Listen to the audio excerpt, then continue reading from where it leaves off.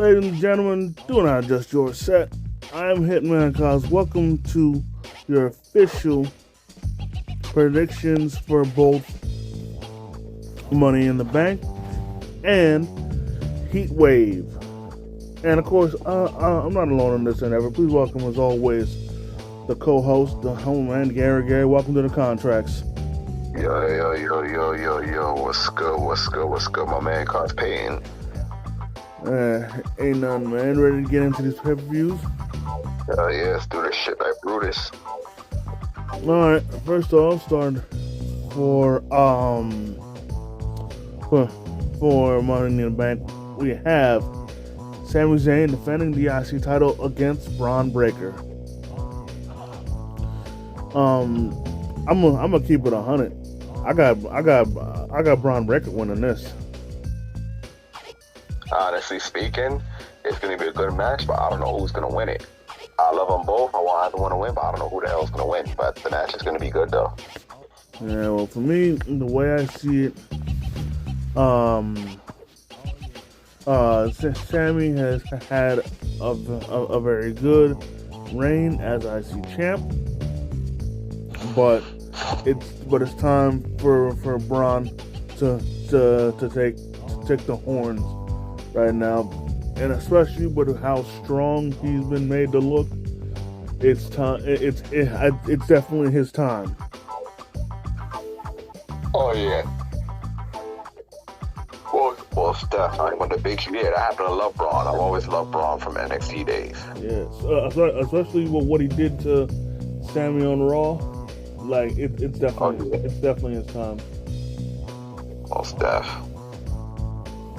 Moving on, we have Cody Rhodes, Randy Orton, and KO versus the Bloodline. Well, whether it's going to be any three-man combination of Solo Sikoa, Tama Tonga, Tonga Loa, and Jacob Fatu in a six-man tag match. Now, I'll be honest. Part of me thinks that is going to be Tama Tonga, Tonga Loa, and Jacob Fatu. But Tama Tonga's in the Money in the Bank match, so I mean. No, he's not. Yeah, he is. No, he's not. No, what? I promise you, he's not. For real? Yeah. Wow. But in any case, honestly, I got the Bloodline winning this just because with how more unhinged, uncontrollable, and dangerous they're looking, I got them winning this.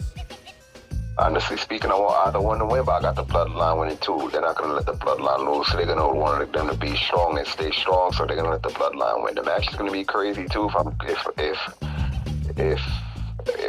if all I'm assuming is correct. Matter of fact, the match is going to be crazy with the Bloodlines winning.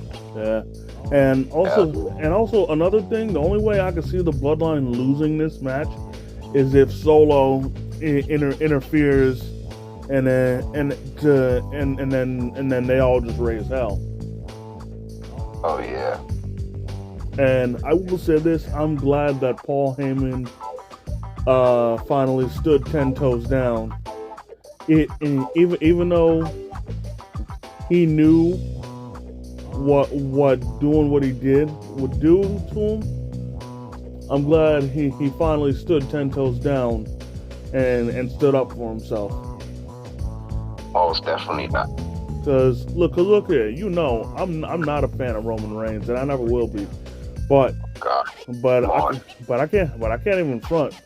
I felt some type of way when on SmackDown when Solo pulled out Roman's leg. Oh yeah. Because the way I see it, in order for him to be tribal chief, he needs to earn it. And exactly. And to quote Dean Ambrose when the Shield popped up on NXT, when they had all the gold.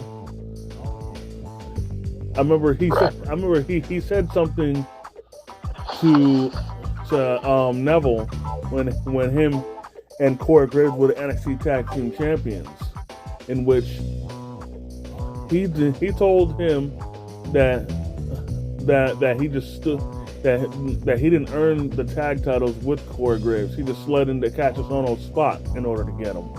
So to paraphrase him, Solo didn't earn the title of Tribal Chief. He just slid in the Roman spot when Roman while Roman's on his hiatus. Right. That's exactly. But again, he needs to earn that role. He can't just take it just because Roman's away. Exactly. Hell, and you know, when Roman comes back, I know the number one thing he's gonna want to do is touch base with Paul Heyman, because if you remember, Solo destroyed Paul's phone. The one that he would regularly call Roman on just to keep him updated. That's right. But also, I was thinking, what if, I think at SummerSlam, instead of Roman coming back, Brock comes back in defense of Paul Heyman and destroys the Bloodline. Oh, that would be crazy. Oh, wait. How about this? How about instead of just Brock, how about Brock pulls up with CM Punk and they put their differences aside to go up against the Bloodline? That would be crazy, but I don't see that happening. Do you know what's kind of a rumor that may happen? I don't see happening either. Go ahead. He's going to come back along with Roman. They put their differences aside and attack the Bloodline. That would be crazy too, because Triple H is cooking heavy in wrestling right now in WWE, but I don't see that happening either, honestly speaking. If it happens, no arguments or bashments from me. You already know that shit. But I don't see it happening. I did not think of that. But Brock and Roman, that would be insane. Yes, my boy. No, wait. How about Brock, Roman, and Punk? How about that? Yes. Now that would be unstoppable. Yes. But let's go to the next match before we get any more sidetracked. Word. Anyways, moving on. We have the men's Money in the Bank ladder match. Jey Uso, Carmelo Hayes, Andrade, Chad Gable, LA Knight, and Drew McIntyre. For me, it's gotta be Melo. Word. Yo.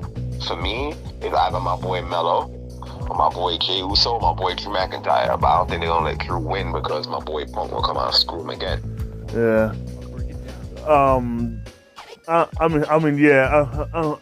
pretty sure Punk's gonna Punk's gonna screw him over again. But I tell you what, part of me, even though they're trying to make it obvious that Jay's gonna win, part of me thinks that Jimmy Uso's gonna come back and screw him over. Nah. I strongly doubt that. Why not? Because Jimmy is supposed to come back as a face, as we know, due to what happened to him in SmackDown after WrestleMania, because the whole Bloodline storyline is going to continue when they go against each other. Oh yeah. So yeah, that wouldn't make much sense then.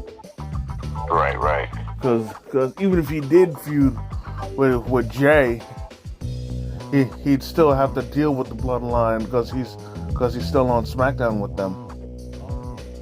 Exactly. So if maybe Jimmy was on NXT by himself, then it would make more sense because then he wouldn't have to worry about them. Right. Anyways, so yeah, I still got Melo winning this. Word. If anybody deserves this shot, it's definitely Melo. Oh yeah. Um, But it'll be too. I mean, I want him to win. Honestly speaking, I want him as I want either my boy Melo to win, or my boy Deuce to win, or my boy Drew McIntyre. But it's too soon for my boy Melo.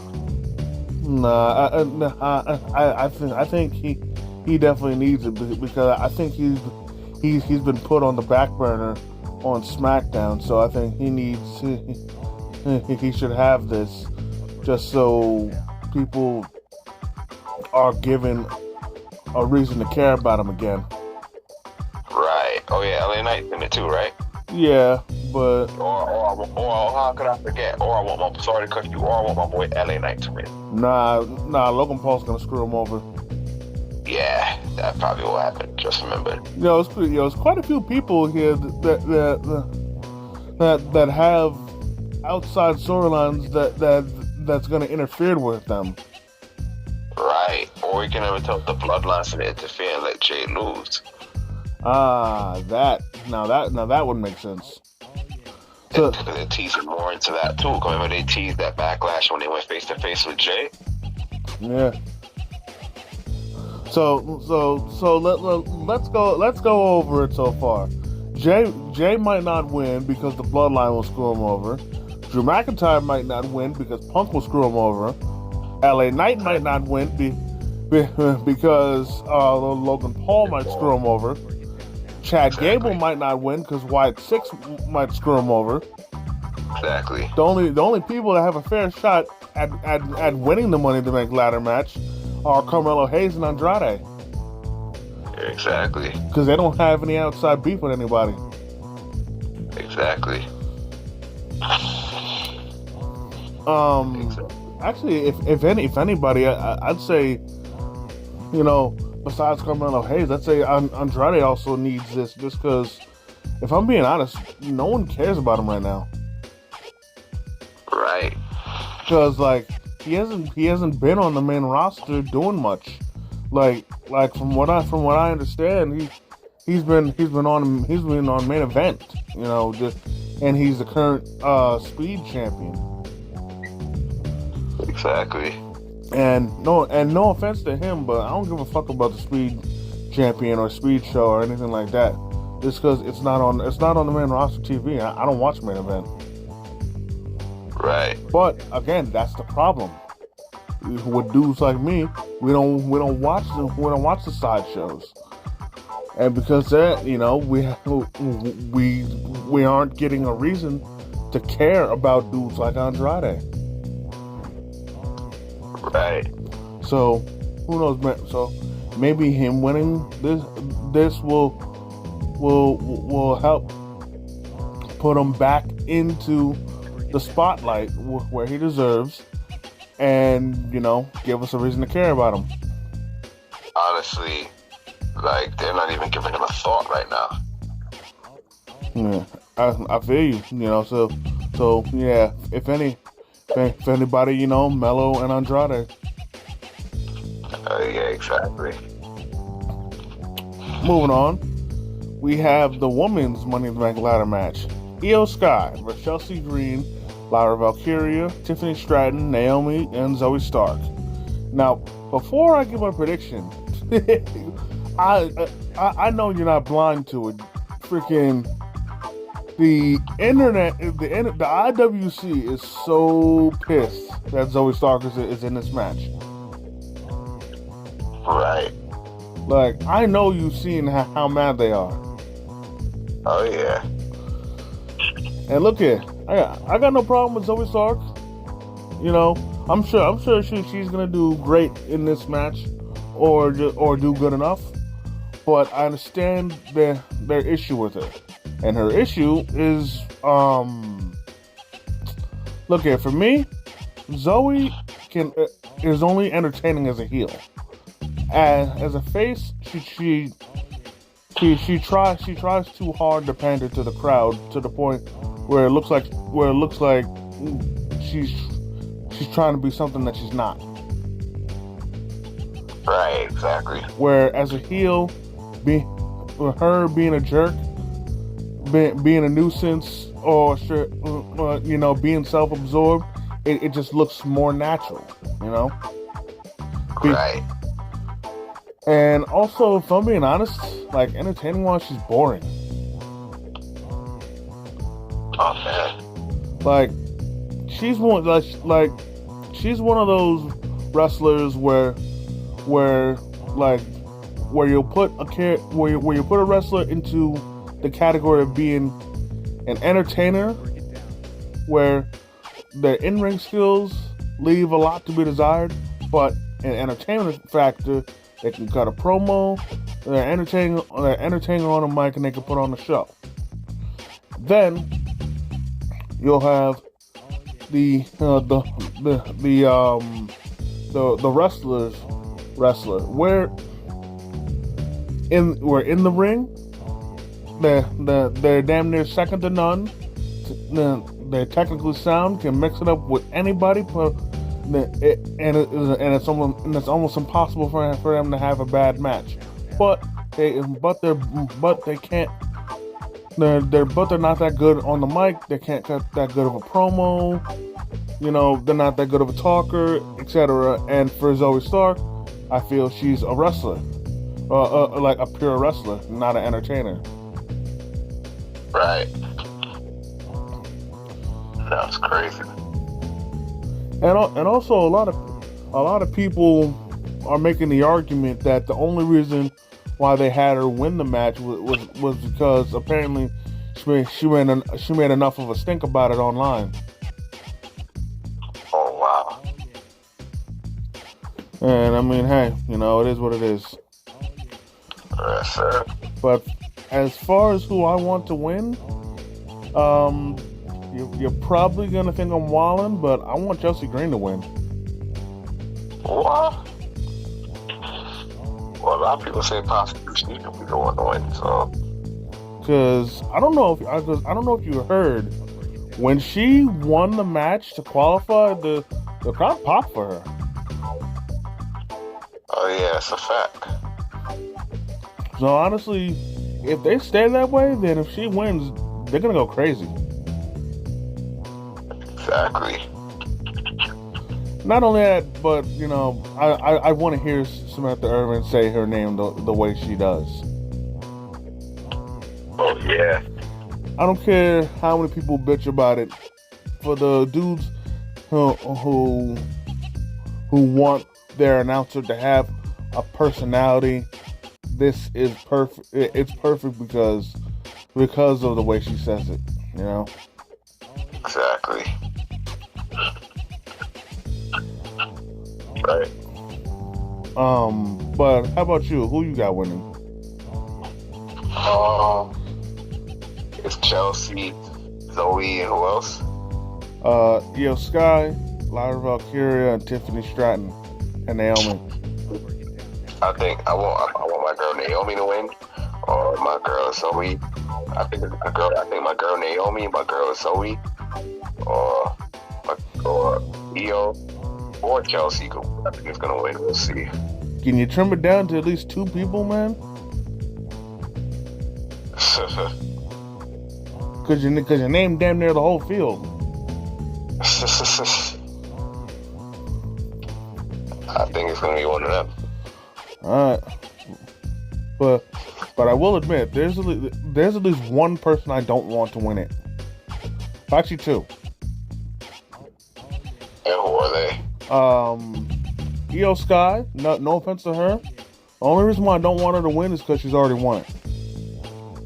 Oh, right, exactly. Oh yeah, that too. And then Lyra Valkyria. Oh yeah. Because I'm not a fan of her. Exactly.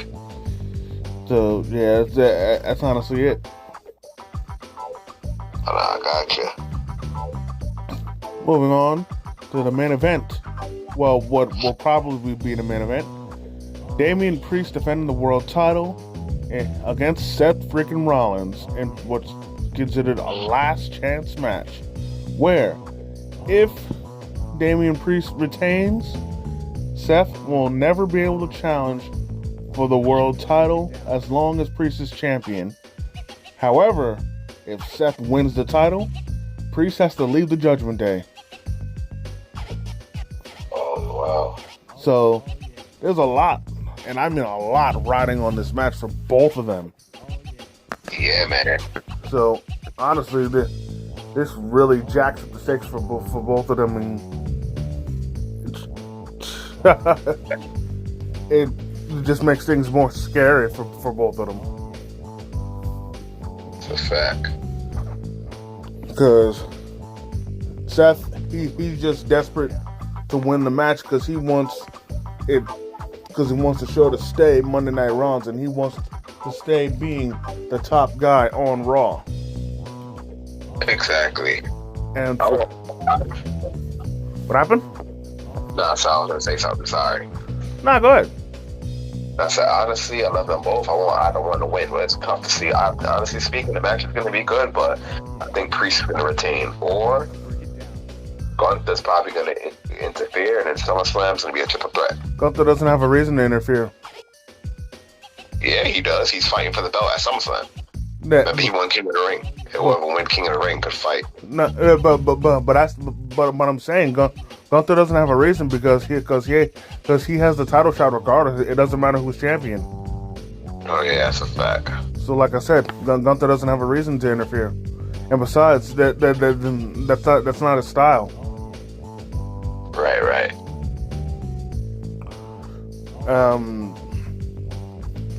And honestly, part of me thinks that Priest is gonna win just because of the ongoing problems with the Judgment Day. Right. With Liv Morgan. Exactly. But I'll tell you what. Also, considering that the biggest problem besides Liv Morgan with the Judgment Day is Damian Priest and Finn Balor, part of me thinks that Finn Balor's gonna screw him over. Yeah, that's a possibility. I could see that happening this Saturday or next month at SummerSlam. Just because once Priest is out of the Judgment Day, he'll no longer stick his nose in the matters with Liv Morgan, even though thinking about it, it really wouldn't make much sense because he's trying to, keep the Judgment Day together, and keep them focused. Whereas Liv Morgan is trying to break them up and have them distracted. Exactly. But honestly, I really can't see them. I really can't see the whole group breaking up, just because. Like literally, the only problem is Finn Balor with Damian Priest, because everybody else is cool with each other. Right. But I will say this: if Priest does lose, then I think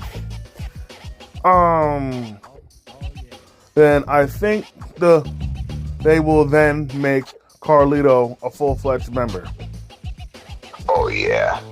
Because at the moment he's still having JD's former role of being an associate. That's right.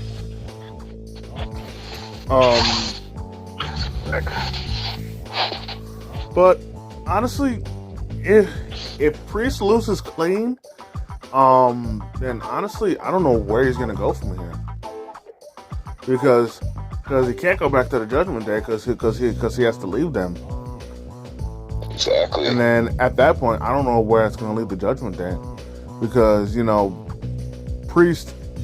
I mean, because Balor and McDonough, they hold the world tag titles, but they're going to be in disarray because I can only imagine they're not going to know what to do now that Priest is gone. Right. Or better yet, what if Liv Morgan screws them over? And then on Raw, she convinces them that they don't need him, and then she, in turn, tries to make herself leader, just to further screw over Rhea Ripley. Yeah, exactly. That'd be crazy. So there's a lot of intangibles in this pay-per-view. There's a lot of gray areas. They are. Like a lot of possibilities to happen with a lot of things. But again, that honestly is a credit to Triple H because like with all these possibilities, it constantly has us guessing. Exactly. And you know what? I like that uncertain. I like that uncertainty because it gives me a reason to it gives me a reason to wonder what's gonna happen next, what they're gonna do next. You know, it's that unpredictability. So I'm not. So yeah, I'm loving this. I really am. Alright, yeah, it's crazy, man. Well, but that unfortunately is the end of it for Money in the Bank. But now we must transition over to NXT Heatwave. That will be the very day after. Yes, sir. Where to start things off, we have NXT tag title match. Nathan Frazer and Axiom defending against Chase University of Andre Chase and Duke Hudson. Now there is an intangible. Now there's one thing that was put in place that if you didn't see NXT, Rich Holland will not be there because Rich came clean to Andre Chase that he helped cheat to help Chase University win because when it came to the number one contenders match, when Duke had the pin, he held Duke down so there couldn't be a kick out, so Duke could get the pin. Oh wow. So honestly, I think because Ridge isn't gonna be there, Chase University isn't gonna win. However, part of me also thinks what might happen is that Duke isn't gonna listen to Andre, and while Andre's down, he's gonna pull up at like the last second and help them cheat to win. But then, what he's gonna do is that he's gonna dip out before anybody sees him, just so they don't suspect anything. Right. Yeah. Correct. Just because you know, but it's gonna be tough for him to do it because not only is Thea Hale gonna be ringside, Riley Osborne's gonna be ringside. Exactly. So if he's gonna do it, he's gonna have to do it well on like one of the sides of the ring where neither of them are at. Because the most Thea's gonna do is question why he's here, or try and stop him and be like, "What are you doing?" And then if Riley catches him, he's gonna argue with him because Riley still doesn't like him. Oh yeah. Crazy. Moving on, we have Kalani Jordan defending the Women's and North American title against Sol Ruka. I'm sorry, I don't care about this match. Oh man. Look here, I got no problem with Kalani Jordan, and I like Sol Ruka, but I don't give a fuck about this match. I think Kalani Jordan won it. Who cares? I told you at the previous event, I wanted Lash Legend to win because she ain't win, and I didn't want Kalani to win. You know, I don't care. I got you. Shit. So, anything else you want to add? Nah, that's that, my man. Moving on, we have Obafemi defending the North American title against Wesley, and similar to the world title match, this is a last chance match where if Femi retains, then Wesley cannot challenge for this title as long as Femi's champion. And sorry to say, well, actually not sorry for me, but Obafemi's winning this match. I want either one to win. I want my boy Wesley to win more, but I would probably win. It's no problem. Because the way I see it, this man Obafemi, he is on course to having a very, very dominant reign, and just because of how great and how strong he's been booked, I'm loving every second of it. They're literally making him look like a ruler.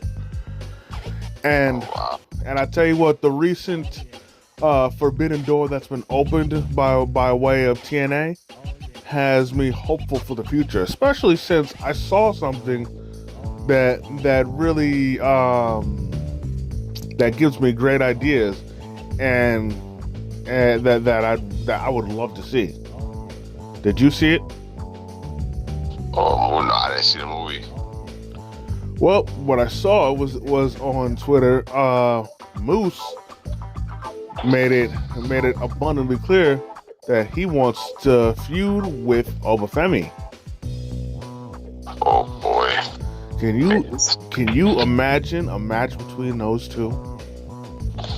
Oh yeah. Because first off, they're both. I'd say they're both about the same height.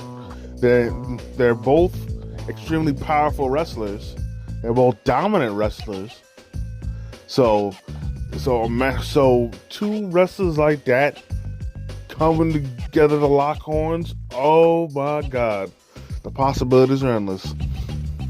Yes, the possibilities there are. Like honestly, I can compare this to.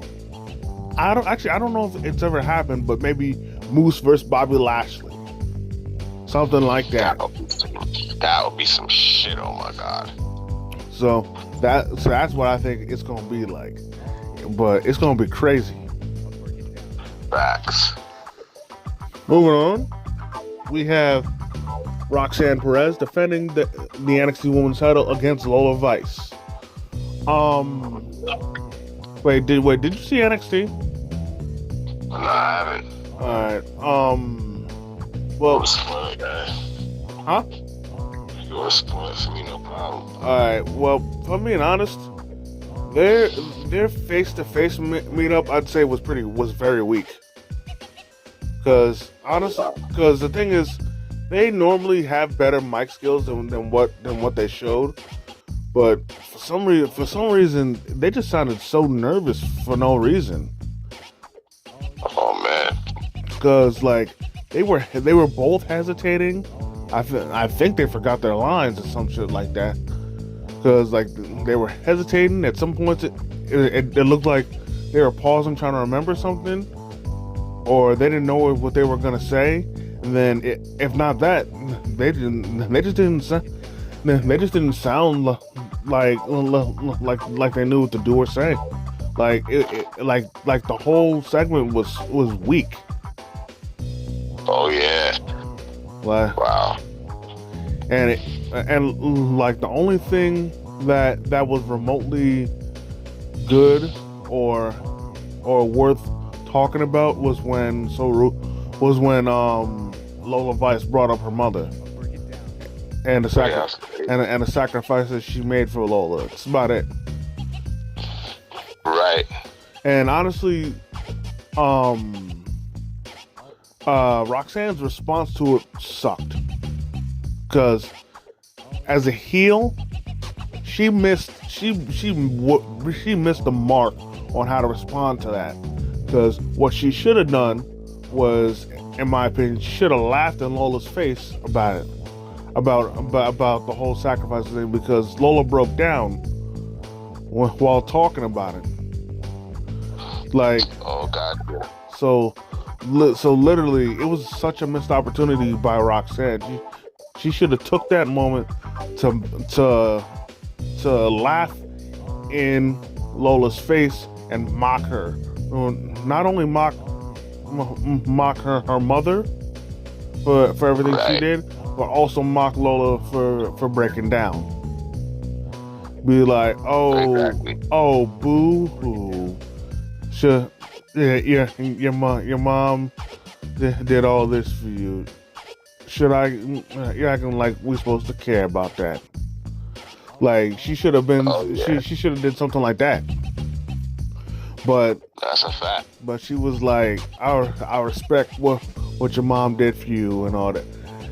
And then she was like, I think she was like, but it's gonna be all for nothing because I'm still gonna win or something like that.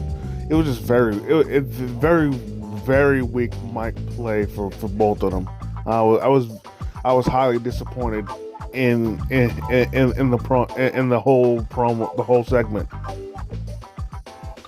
Oh my God! I really expected better of both of them. Right. But in any case, just because of the momentum she has, I got Lola Vice winning this. Right. And honestly, I see her honestly knocking her out. Oh my God. You know, hitting it with that spinning back fist or some shit. But at the same time, I wouldn't mind her tapping into a little more MMA style and making Roxanne tap out. Exactly.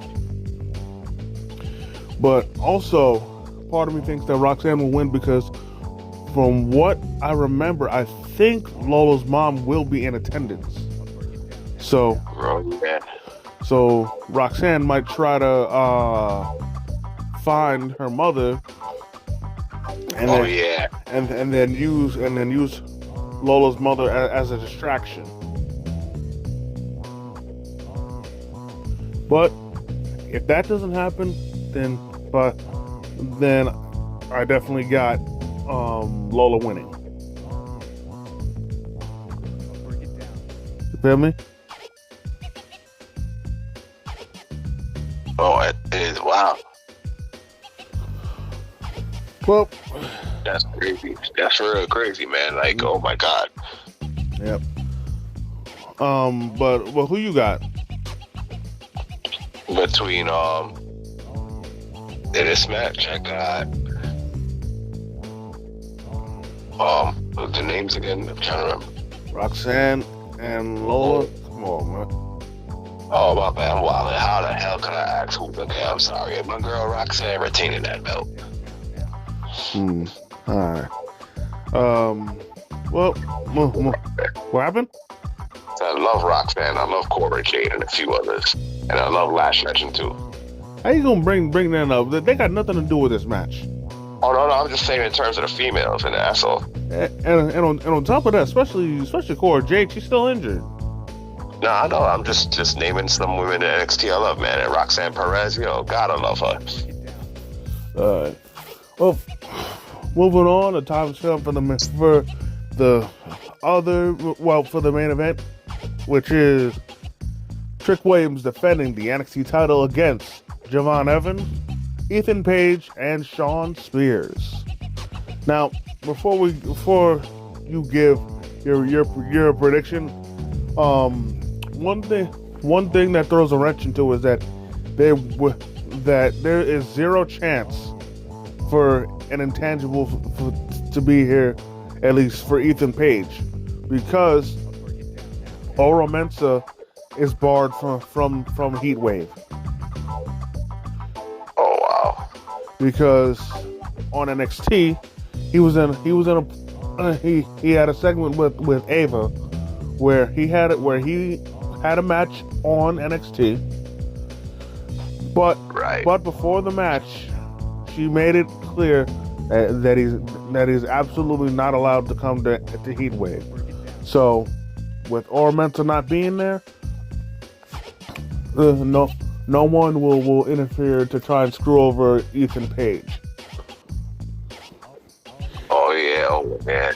And Noam Dar's not going to be there either because when he attacked, because when Ethan Page attacked Noam Dar, that was a cover up because Noam Dar got legitimately injured.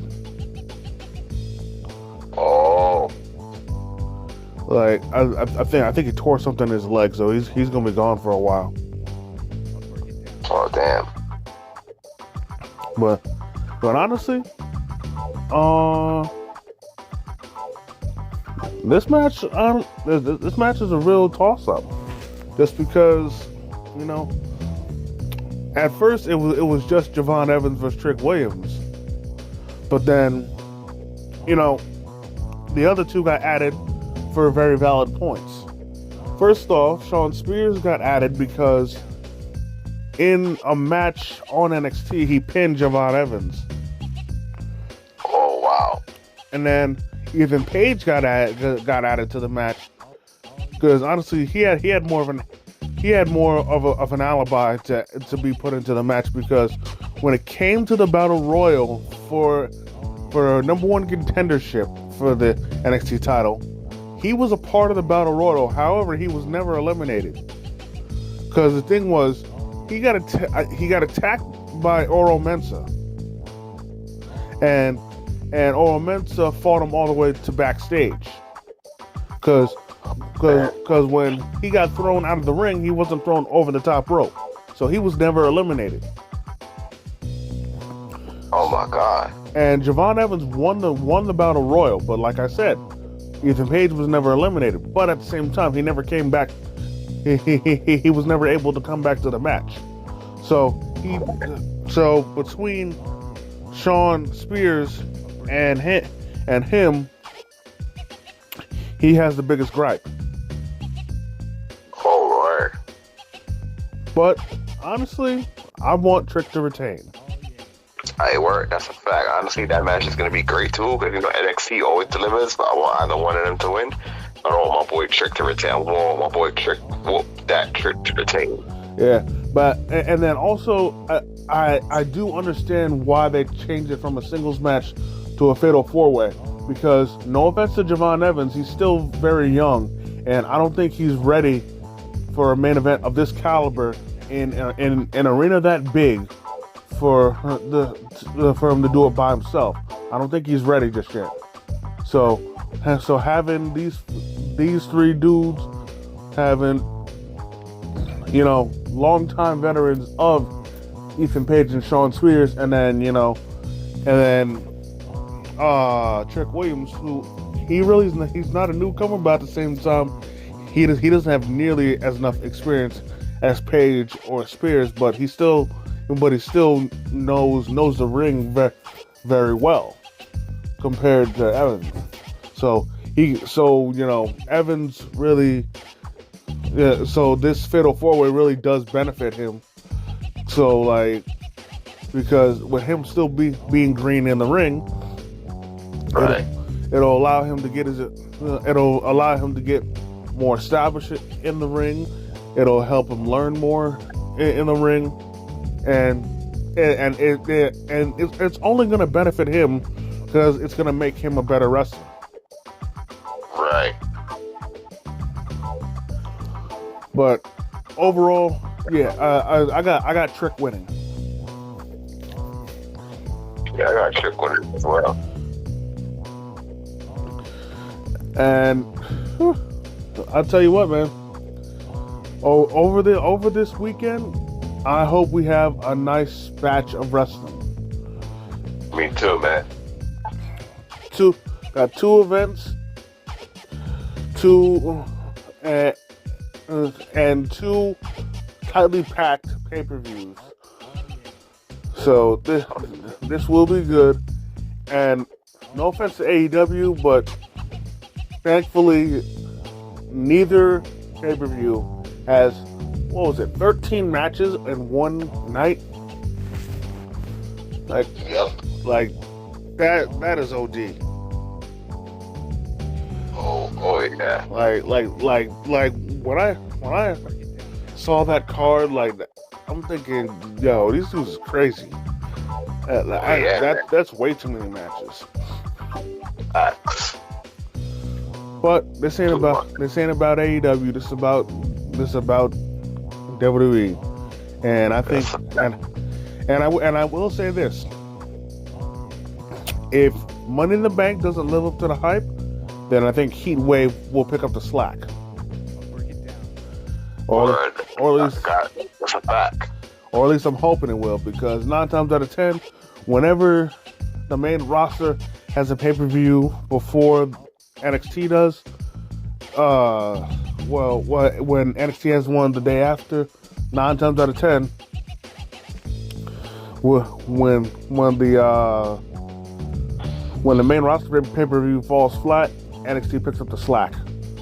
Hell to the fucking yeah! You know I ain't gonna debate you there. But before we head out, there's one last thing I wanted to talk about. It has nothing to do with the pay-per-views, and this pisses me off to no end. And I think you know what I'm talking about. Yes, sir. For those of y'all that haven't been aware, Dijak is no longer in WWE. Right. And this pisses me off because there's very few things Triple H has gotten wrong, but this is one of them. Oh man. Because this dude Dijak is incredibly talented, super talented, absolutely great in the ring. He super athletic for a guy his size. He's literally, I literally compare him to Drew McIntyre in terms of athleticism and power, man. With the amount of stuff that he can do, because he's literally Drew's height, if not taller. But yet he can move around just as good as he can. And he's capable of having great matches, either singles matches or even multi-man matches. He can do it. But yet time after time after time, he's constantly shafted and given the short end of the stick.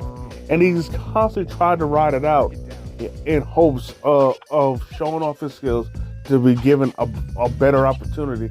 But he was never given it. And I'm sitting here wondering, like what did Triple H not see in him? That's crazy. It's like, for real, what did he not see? Like, come on, man. And I want to point out a comment that somebody said. Honestly, I wish I screenshotted it. Where this fucking dumbass, this fucking crown eater, had the nerve to say that Dijak had 3 opportunities with 3 different gimmicks to make something of himself, and none of them got over. Let me tell you something, you fucking idiot. 2 of those gimmicks got over, and that was Dijak and Dominic Dijakovic. Both of those gimmicks he got over. The only way you didn't notice is your fucking stupid ass didn't watch NXT. Let me tell you something. Back when he was Dominic Dijakovic, he was fucking killing it. First as a heel. I've seen it next week. First as a heel, and then he turned face, and he was killing it both times. Need to remind you, he had a 5-star match against Keith Lee on NXT. But nobody wants to talk about that. The only reason why anybody would think anything negative of Dijak was because of his time as T-Bar. Let me tell you something. When he transitioned from T-Bar back into Dijak, he completely erased every single negative thing that happened or was done to him as T-Bar. He fit like everything, like the second he turned into Dijak, and everything he did as Dijak completely redeemed himself character-wise in terms of every poor booking decision that was made when he was T-Bar. Also not only that, this dude, he literally talked about it, like, I'm pretty sure it was on Twitter where he mentioned where as T-Bar, he was so down that it got to the point where he was on Main Event in tears, being afraid to even pick up his phone, thinking that he could be released any second from that. Then next thing you know, he gets the call from Shawn Michaels to get sent back to NXT. He reestablishes himself, reinvents himself, revives his career, and now this bullshit. What the fuck, Triple H? Exactly, man. So honestly, salute to Dijak.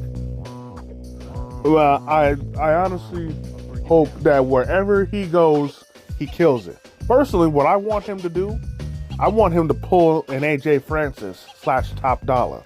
Now, anybody that doesn't like him, suck my fucking dick. All of y'all. Fuck y'all. Suck my fucking dick. Choke on my balls. Swallow my kids. Cause AJ Francis, Top Dollar, whatever you want to call him, he is the perfect example of where Vince fucked up, but once he went to another company, he's done better. Because look here, with AJ, he when he came back with Hit Row, right, things at first was good because people were happy, including myself, to see Hit Row back. But things unfortunately took a bad turn because of the infamous event that everyone knows of. I refuse to speak on it. But that helped open the door to a medical problem that he didn't know he had. And then after that, they treated Hit Row like jobbers, which shouldn't have happened. Exactly, that's bullshit. And now because of the freaking B-Fab, she's with the Street Profits, but they ain't doing shit. And then Ashanti the Adonis, he's not even on TV. They need to let them do shit, man. However, I was super pissed when AJ Francis got released. But this is the example that I'm trying to make of why I want him to go to TNA, because you look at AJ Francis now, he's doing better than ever. Because right now on TNA, he's a double champion. Because right now, he's holding the TNA Digital Media title, and then also he's holding the Canadian International Heavyweight title. So, and then on top of that, he's got a tag team going with Rich Swann in First Class. So he literally has everything going for him right now. He's doing better right now in TNA than any of his two runs in WWE. Oh yeah, exactly. And this is also another reason of why I want him to go to, why I want Dijak to go to TNA, because this is not the first time that TNA has capitalized where WWE fucked up. Oh, right. Because literally, TNA has a history of finding what WWE couldn't see in wrestlers, what WWE was too blind or too stupid to see in wrestlers. Let me give y'all another example, even though I'm pretty sure y'all know this. In my opinion, the perfect example, EC3. If y'all remember, back in WWE, he was Derek Bateman, and he was in that was during the game show era of NXT. And he really wasn't taking that seriously. He was doing a lot of goofy shit and whatnot. But then next thing you know, in TNA, he becomes Ethan Carter the third. He becomes He gets an undefeated streak. He becomes the top heel in TNA, literally carrying the company on his back as the top heel. And during the most of the time he wasn't even world champ, and yet he was still the top guy in the company. And he was killing it, absolutely killing it. Oh yeah, most definitely. And I'll tell you what, I'll go even further back for another example. Christian, because when Christian left WWE in 2005, he'll even tell you that he wasn't happy with his spot on the card, and he had every right not to. And he had every right to not be happy, because freaking they freaking dropped him down to Velocity.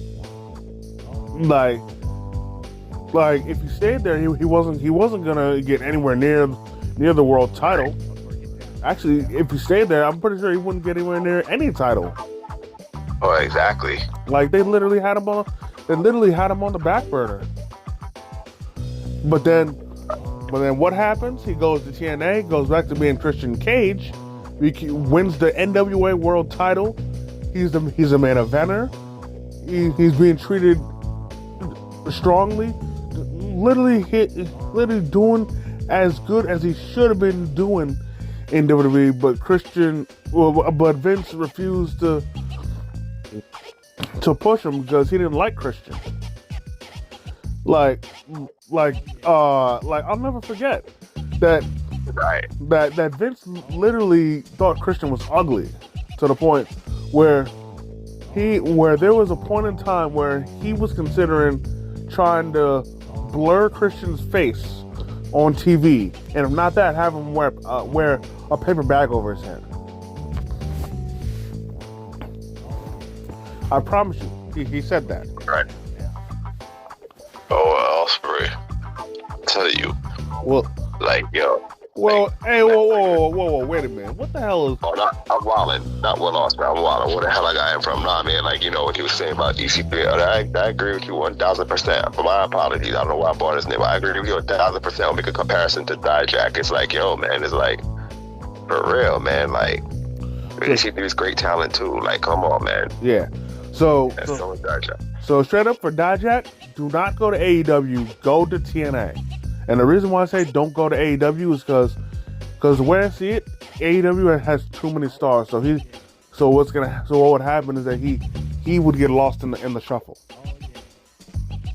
Oh yeah, man. Because they have an overflowing amount of talent, which is why, you know, events are getting overbooked and whatnot. So